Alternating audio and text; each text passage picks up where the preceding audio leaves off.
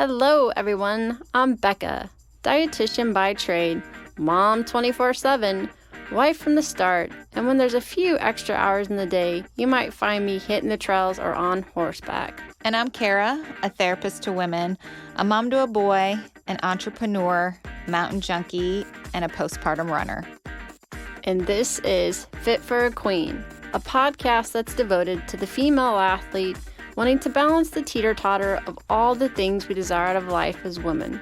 Performance, health, intellect, and taking time for self, even if we only get 1 minute out of the day. We're so excited to be bringing you the queens in the athletic world who have done just that. Okay, ladies, take a seat at your thrones, grab your crowns, and welcome to Fit for a Queen. Well, welcome back, queens. We have somebody that actually I have followed on Twitter for quite a while, and I'm excited that she's coming on today from Relentless Athletics, also known as Emily Pappas. Am I saying that correct? Pappas, but everyone says That's why I always ask. Yeah. Emily has a strong background in physiological sciences, holding a bachelor's in biology with a concentration in biochemistry and a master's in exercise physiology. So she's a smart cookie. She's an adjunct instructor at Temple University and founder of Relentless Athletics. Relentless is a company driven by science that focuses on the development of female athletes through strength training, sports nutrition, and sports injury rehab. So you know we had to have her on the show. Welcome, Emily. Thank you so much. I'm so excited to be here. Yeah, likewise. So all right. Well, let's just kind of jump in. What made you decide to specialize in the female athlete, kind of like myself? Well, I've always grown up knowing that I wanted to start my own company in some manner. And I've always been taught that in order to really have a successful company and career, you have to find the need and fill that need. And all through my development, I never really was exposed to strength training. And when I finally really engaged in weightlifting, really understood the science behind it, I was like, oh my goodness, there is such a need for not only improved performance for female athletes, but more importantly, the reduction of injuries that are so high, especially in the adolescent population. I feel like I have the key here. So here's a need and I know how to fill it. So that's kind of was the real passion behind why I wanted to open up Relentless. Oh, yeah, definitely. You're speaking my language because having been an ACLer, I can relate. Now I see all these things that they do for preventative measures. And in hindsight, knowing some of the risks that I had that made me have that ACL tear, I'm like, I wish I would have had that in my days, just a few years ago. So one of the things that I know I followed you and you really speak to are the hormone and the development perspective that puts somebody at risk or how to prevent ACLs. Can you speak a little bit more to that? Yeah, definitely. So I guess to kind of get started in that, one of the biggest questions that we hear is, are hormones related to these ACL injuries? And is this what is predisposing female athletes to injuries? And, in the past, we've looked at research, and research would tell us, yes, during this certain time of the cycle, we see more injuries occurring. And when we take our tissues out of the human body and we expose it to hormones like estrogen or relaxin, we see that there's a greater laxity in these ligaments, and this must be it. And it really makes sense why we previously thought that. However, it's really important now as we delve greater into that topic and really understand, one, we actually have not really portrayed female athletes in science the way that they should be. And even when you actually look into some of these studies that are still being cited today as, yes, we took a cohort of 26 athletes that tore their ACLs, and we found out that they all tore their ACL during this part of their cycle. I mean, there's so many questions to that. So when you look into it and you say, okay, but half of them were on oral contraceptives, but we still considered them. Okay, so that right there changes the actual results of the study. And then even more, we also see that most of these studies are relying on an athlete to presume what phase of the cycle she is in, as if we all have textbook 28-day cycles. Right. And that's another thing as you really delve into the research and just even the science of hormones. That's something that I'm not even well enough versed on compared to some of these people out there. Victoria Felker, she's a great person to learn from, in that your period can change from cycle to cycle. So how your hormones are cycling in one cycle can be very different from the next cycle. So to put on a big blanket statement like, yes, these hormones are what is called being a laxity, is so far-fetched, because how can you say that if you don't even know what her exact concentration of her hormone was at that time? And then even more, let's not forget, hormones interact with one another. Right. So a lot of times in these studies that are showing, estrogen, we see all the receptors on the ACL, and that's what's increasing the laxity. Well, we actually see that in the presence of other hormones that will also be circulating during that time, we don't see that laxity. So it's really important to look at the bigger picture. And I always just like to always throw out the concept of, if females were so fragile during one part of our menstrual cycle, how have we not evolved to adapt to that? Because we're clearly a sustainable species. So if we were so fragile that we would get injured, how did we continue to exist for all of this time? And that really makes you stop and question, maybe we actually aren't so fragile during that cycle. And actually, maybe we are still so far behind in the research when it comes to understanding the menstrual cycle, that claiming that certain hormones are without a doubt the cause of these injuries is so far-fetched. And it's a conversation that we need to stop having. And correct me if I'm wrong, but ACLs don't just all of a sudden snap. There's usually probably some like underlying inflammation or structural issues, which is probably where you come in with the strength training that leads to that injury. So yeah, and I can't remember what podcast it was that said that actually they're starting to look at the average woman's cycle is almost more like 40 days. And not to mention that the majority, especially of young female athletes, have menstrual cycle irregularities, most predominantly related to some type of energy availability. So when you actually then look at those studies and look at such athletes that are experiencing menstrual irregularities, some actually show that there's a greater relationship between those irregularities and these soft tissue injuries than the actual athletes that have very healthy cycles. Imagine that. Yeah. So you're speaking my language, red S. That's my favorite thing to talk about. So talk to us how, with the strength training, how one can be more preventative and then maybe just develop curiosity around their hormones and if it does impact them or not. Definitely. So like you said, these non-contact ACL injuries aren't just like, yep, she hit that one movement and it broke. They're overuse injuries. And at the end of the day, what is an injury? It just means that either chronically or acutely, we have exposed that tissue to too much force or load than it had the capacity to handle. It had to go somewhere. The energy had to go somewhere. It's physics. So it ended up in a break. So when we look at, okay, an overuse injury means over time, we're chronically exposing our tissues to more force than they're able to handle or recover from. We then have to improve our body's capacity to handle these forces. And first and foremost, it comes down to that physiological level. Stronger muscles, tendons, and ligaments have a higher breaking point, meaning they can handle more force before they break. Second to that is more neurological, in that, okay, just having that strength and then also learning how to move our bodies in coordination so that more muscle fibers within a muscle or more muscles in general are working together to absorb these forces. And that in itself, you will see some arguments on what's the best way to go about that. But more often than not, you find that neurological training modalities should be a type of explicit learning pathway. And that if you just tell an athlete, hey, every time you jump, make sure those knees are driving out and you do it every time. Of course. That's actually, of course, because of course it's a terrible, no.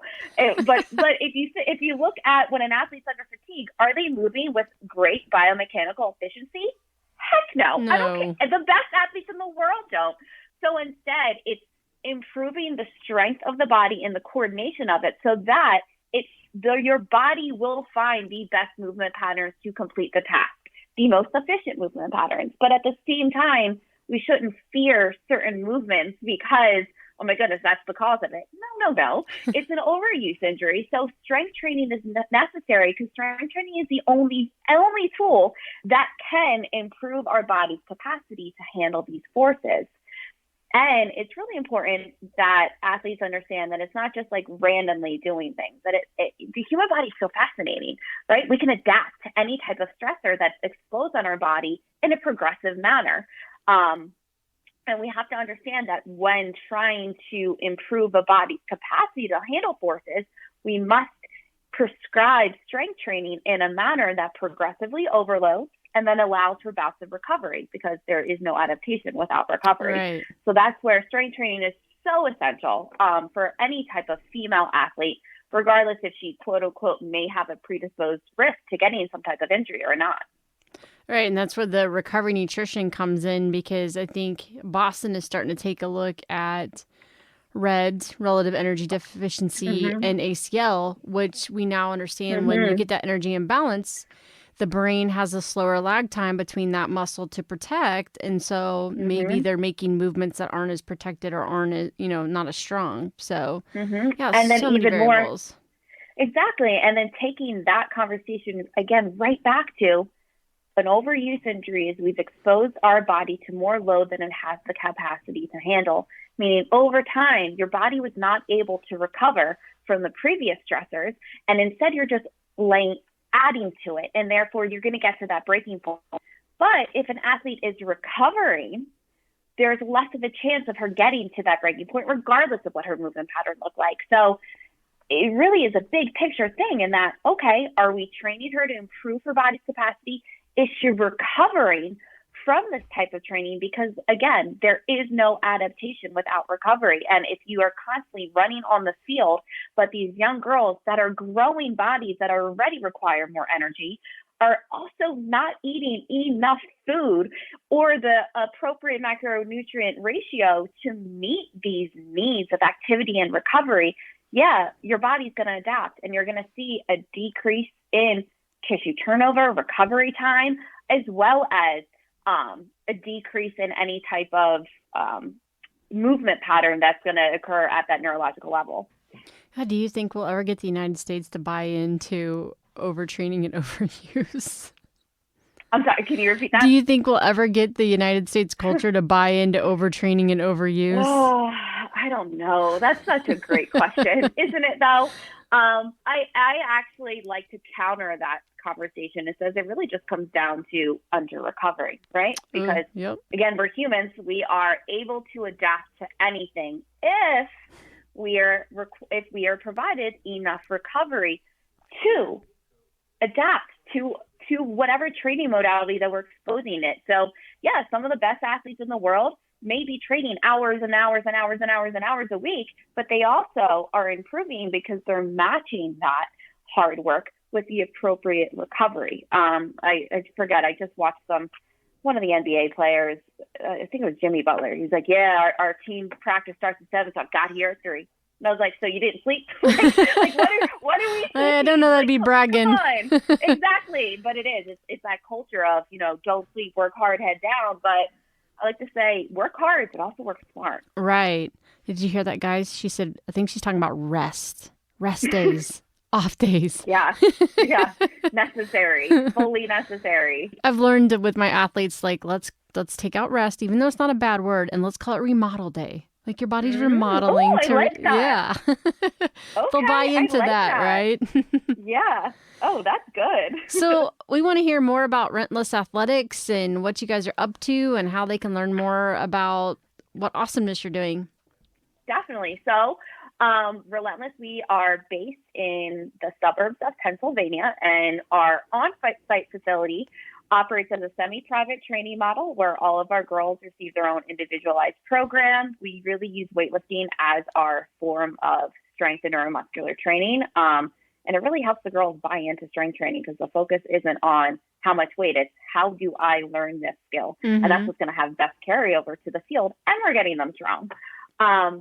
So we also do nutrition coaching, and that's going to be in the terms of on-site as well as online, where we have a couple of products. We have me and our nutrition director. Both of us have our masters, and we both wrote books on just the basic principles of sport nutrition. And we really wrote that for more parents and coaches to understand. And then we also wrote nutrition templates, and that really helps our females understand how to look at food as certain macronutrients and how to meet the amount of macronutrients that we need per day, depending on your level or your level of training or the intensity of that training. And then finally, we really love our ability to provide education to other coaches, trainers out there. So I think by tomorrow, we have our mini course up on reducing it's a free mini course on reducing injuries in female athletes. And then we have a full course that will be released in, I believe, January on exploring the relationship between female athletes and the ACL and really getting into that current research on anatomy, on hormones, on just neuromuscular spurt that occurs in males versus females, and what can we do to then help reduce the chance of injuries for our female athletes. Yeah, and I feel like we're right on the cusp, and thanks to the women's soccer, like, unless somebody was trying to get pregnant, most people did not track their menstrual cycles at all. And so it's really been in the last year or two. So to already be kind of jumping on that data, we need enough numbers that are out there in proper use of it. So just to throw that out to listeners, like, take things with a grain of salt for a while until we can get enough of this in, and do some randomized control studies. So we need people like you that have been studying it forever, and putting it to use, that can kind of decipher what they can actually put to use. So yeah, I actually think so. From the women's soccer team, I thought the most important piece of information that we gained from that is that high performing female athletes are getting their periods. Yay, no kidding. That's something that we all seem to not notice was probably the most important piece of information that we gathered from that, of them tracking their cycles, is that, hey, guess what? They're getting their cycle. And that kind of helps us understand that if you are a regular female athlete not getting your cycle, it's not because you're super active, right? Yes. So we need to really look at that. And then once we get into that nitty gritty, I think what we will find is that it really comes down to that individual level, and that, some girls may feel like crap. Some other girls may not, because guess what? Your cycle changes from cycle to cycle. Your hormones are different. You may be experiencing stress in other aspects of your life that are then affecting your hormonal level. So it's, of course, good to be cognizant of your menstrual cycle, just as a female, it's an indicator of health. But on top of that, again, taking things with a grain of salt on that. Is it performance enhancing, performance reducing? I guess we'll see. Yeah. But did you hear that, everybody? If you have lost your period and you go into the physician and they say that's because you're active, insert palm to the face. No. Exactly. I could not say that any better. So tell us, in your busy day-to-day, how do you live out the Phit philosophy, balancing performance, health, intellect, and taking a few seconds for self? Well, I have such an awesome opportunity because I am the owner of my business. And it's really cool that, one, I get to influence young females every day when I'm coaching on that floor. And it is the most rewarding part of the job. It's probably the most draining, just because you're constantly giving of yourself, but it's the most rewarding to expose these girls to strength training and have them be in this little small part of the universe that this is normal. And it's really cool when they leave and they go to college or something, they come back to me, they're like, oh my God, what is this world out there? Like, no one looks like me. Like, they're like, other girls, I'm in the gym and it's only guys. What is this? And it's so cool. I truly value education, because I think that's really the most amazing part of being a human, and that we can develop and learn. Right. And learning is this skill that is honed throughout our life. And I literally try to do some type of research or reading every single day. I always have a certain, I block my days off, and there's one morning that I always just dig into current research, because I want to know. I want to know what's going on. I want my biases to be tested. I want to hear the other people's perspectives, because that helps me hone my skill of being an educator.